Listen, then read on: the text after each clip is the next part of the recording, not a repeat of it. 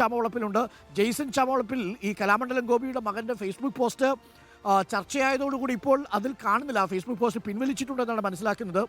സുരേഷ് ഗോപിക്കായി VIP-കൾ തൻ്റെ അച്ഛനെ സ്വാധീനിക്കാൻ, കലാമണ്ഡലം ഗോപിയെ സ്വാധീനിക്കാൻ ശ്രമിച്ചുവെന്നാണ് കലാമണ്ഡലം ഗോപിയുടെ മകൻ രഘു ഗുരുകൃപ തൻ്റെ ഫേസ്ബുക്ക് പോസ്റ്റിൽ പറഞ്ഞിരുന്നത്.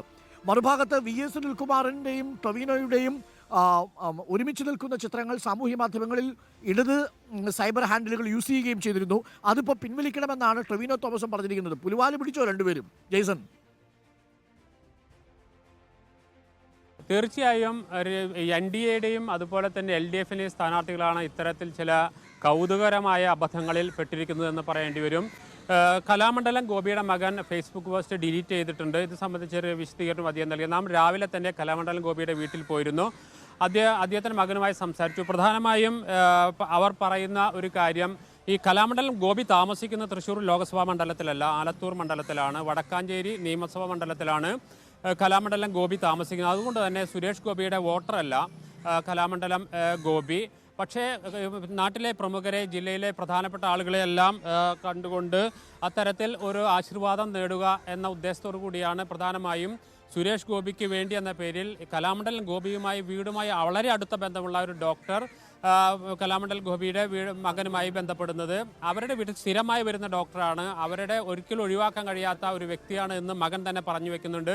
സുരേഷ് ഗോപിക്ക് ഒന്ന് വന്ന് കാണണം എന്നതാണ് ഡോക്ടർ അവരോട് പറഞ്ഞത്, ഒരു അനുഗ്രഹം തേടണം. പക്ഷേ അദ്ദേഹത്തിൻ്റെ മകൻ തന്നെ വ്യക്തമാകുന്നത്, അദ്ദേഹത്തിൻ്റെ മകനായ രഘു ഒരു CPMൻ്റെ സജീവ പ്രവർത്തകനാണ്.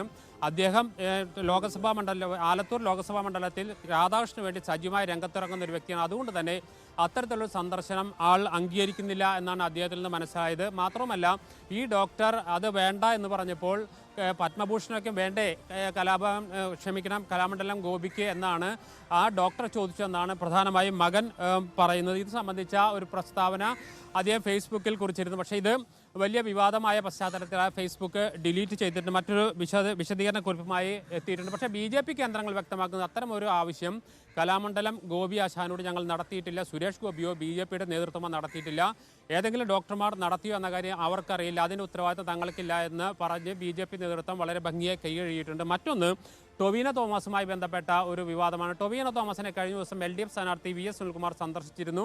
അതിനുശേഷം എടുത്ത ഫോട്ടോകൾ ടൊവിനോ തോമസ് VS സുനിൽകുമാറിന് വോട്ട് അഭ്യർത്ഥിക്കുന്ന രീതിയിൽ വലിയ രീതിയിൽ സമൂഹ മാധ്യമങ്ങളിൽ പ്രചരിക്കുന്ന സ്ഥിതിയുണ്ടായി. ഇതിനെ തുടർന്നാണ് ടൊവിനോ തോമസ് നാം മനസ്സിലാക്കുന്നത് സ്ഥാനാർത്ഥിയോടെ തന്നെ നേരിട്ട് അത്തരത്തിലൊരു പോസ്റ്റർ പിൻവലിക്കണം എന്നാവശ്യപ്പെട്ടു. അതിനുശേഷം VS സുനിൽകുമാറിൻ്റെ ഫേസ്ബുക്ക് പോസ്റ്റിൽ നിന്ന് അത് പിൻവലിച്ചു. മാത്രമല്ല, മറ്റെല്ലാ ഹാൻഡിലുകളിൽ നിന്നും പിൻവലിക്കണമെന്ന് ആവശ്യപ്പെട്ടിട്ടുണ്ട്. ഇതിന് ടൊവിനോ തോമസ് നൽകുന്ന വിശദീകരണം, ഇദ്ദേഹം തെരഞ്ഞെടുപ്പ് കമ്മീഷനുമായി ബന്ധപ്പെട്ട പ്രവർത്തനങ്ങളുടെ അംബാസിഡറാണെന്നതാണ്. പക്ഷേ അതിനും അപ്പുറത്തേക്ക് മറ്റു പല മാനങ്ങളും ഇതിനകത്തുണ്ട് എന്ന് തന്നെയാണ്. ഏതായാലും വലിയ വിവാദങ്ങളിലേക്ക് പോകേണ്ടെന്നതാണ് ടൊവിനോ തോമസിൻ്റെ തീരുമാനം. ഒരു സ്ഥാനാർത്ഥിക്കും പരസ്യമായ പിന്തുണ ഇല്ല എന്ന നിലപാടാണ് ടൊവിനോ തോമസിന്. പ്രത്യേകിച്ച് ഒരു ഭാഗത്ത് സുരേഷ് ഗോപി മത്സരിക്കുന്നതും